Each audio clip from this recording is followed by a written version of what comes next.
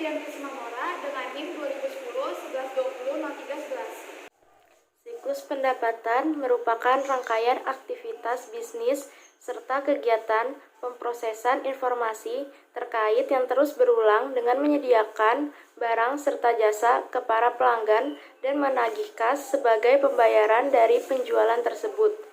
Jadi, suatu rangkaian aktivitas bisnis dan kegiatan pemrosesan informasi terkait yang terus berulang dengan menyediakan barang serta jasa ke para pelanggan dan menagih kas sebagai pembayaran dari penjualan-penjualan tersebut. Tujuan siklus pendapatan.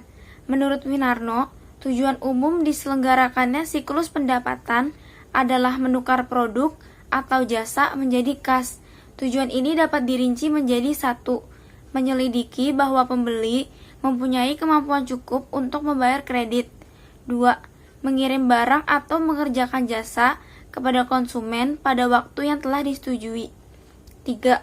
Menagih hasil penjualan dengan teliti dan tepat waktu. 4.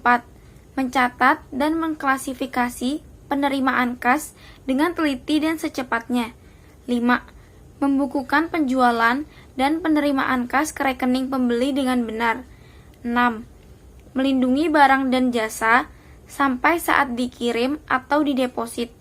7. Menyiapkan berbagai dokumen dan laporan yang berhubungan dengan penjualan barang dan jasa. Menurut Winarno, dalam hal penjualan barang, fungsi siklus pendapatan meliputi 1. Mendapatkan pesanan dari pembeli.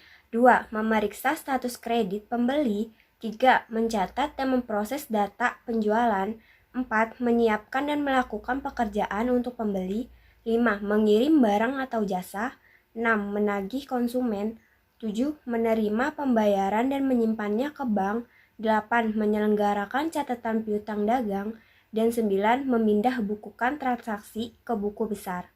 Aktivitas bisnis siklus pendapatan. Yang pertama, entry pesanan penjualan atau sales order entry. Menurut Romney dan Steinbart, siklus pendapatan dimulai dengan penerimaan pesanan dari pelanggan. Departemen bagian pesanan penjualan yang bertanggung jawab pada wakil direktur utama bagian pemasaran melakukan proses entry pesanan penjualan. Yang kedua, ada pengiriman shipping. Aktivitas dasar kedua menurut Romney dan Steinbart adalah memenuhi pesanan pelanggan dan mengirimnya sesuai yang diinginkan tersebut. Yang ketiga, ada penagihan billing. Aktivitas dasar yang ketiga dalam siklus pendapatan menurut Romney dan Steinbart adalah penagihan kepada pelanggan dan memelihara data piutang usaha. Penagihan dan pembaruan piutang usaha sebagai proses terpisah dari keduanya dilakukan oleh dua fungsi terpisah dalam Departemen Akuntansi. Yang keempat, ada penagihan kas. Menurut Romney dan Steinbart, langkah terakhir dalam siklus pendapatan adalah penagihan kas, kasir, orang yang melapor pada bendahara, menangani kiriman uang pelanggan, dan menyimpannya ke bank. Berikut merupakan flowchart siklus pendapatan yang terdiri dari 4 aktivitas dasar. Keempat aktivitas dasar bisnis yaitu entry pesanan penjualan, pengiriman, penagihan, serta penagihan kas. Di samping ini adalah data flowchart diagram tingkat 0 untuk siklus pendapatan. Berikut penjelasannya. Pada lingkaran 1.0 yaitu proses entry pesanan penjualan.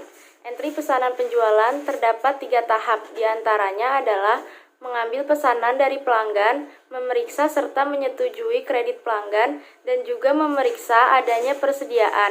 Proses entry pesanan penjualan juga termaksud ke dalam kegiatan yang memasukkan terkait dengan yang ditandatangani oleh bagian pesanan penjualan ataupun oleh departemen terpisah untuk pelayanan pelanggan, yaitu menjawab pertanyaan pelanggan. Pada lingkaran 2.0 yaitu proses pengiriman. Pengiriman terdapat 2 tahap, diantaranya mengambil dan mengepak pesanan serta mengirim pesanan tersebut. Pada proses ini, Departemen Bagian Penggudangan dan Pengiriman yang melakukan aktivitas tersebut.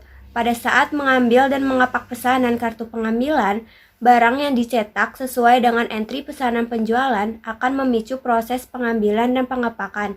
Para pekerja bagian gudang menggunakan kartu pengambilan barang untuk mengidentifikasi produk mana dan jumlah setiap produk untuk mengeluarkannya dari persediaan.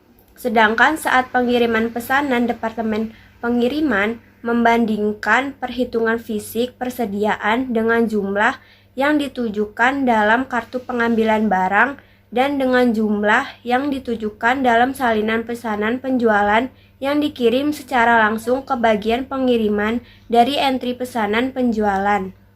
3. Pada lingkaran 3.0, yaitu proses penagihan. Penagihan melibatkan penagihan ke para pelanggan dan memelihara data piutang usaha. Penagihan dan pembaruan piutang usaha merupakan proses terpisah dan keduanya dilakukan oleh dua fungsi terpisah dalam Departemen Akuntansi.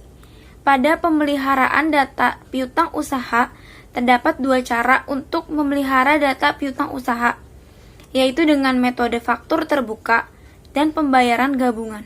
Lingkaran 4.0 yaitu proses penagihan kas, orang melapor kepada bendahara, menangani kiriman uang pelanggan, dan menyimpannya ke bank.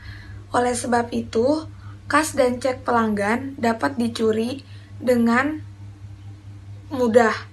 Maka fungsi piutang usaha yang bertanggung jawab atas pencatatan pengiriman uang pelanggan seharusnya tidak memiliki akses fisik ke kas atau cek. Akan tetapi, fungsi piutang usaha harus mampu mengidentifikasi sumber pengiriman uang dari manapun dan faktur penjualan terkait harus dikredit. Salah satu solusi adalah dengan cara mengirimkan dua salinan faktur ke pelanggan dan memintanya untuk mengembalikan salah satu salinan tersebut bersama dengan pembayaran.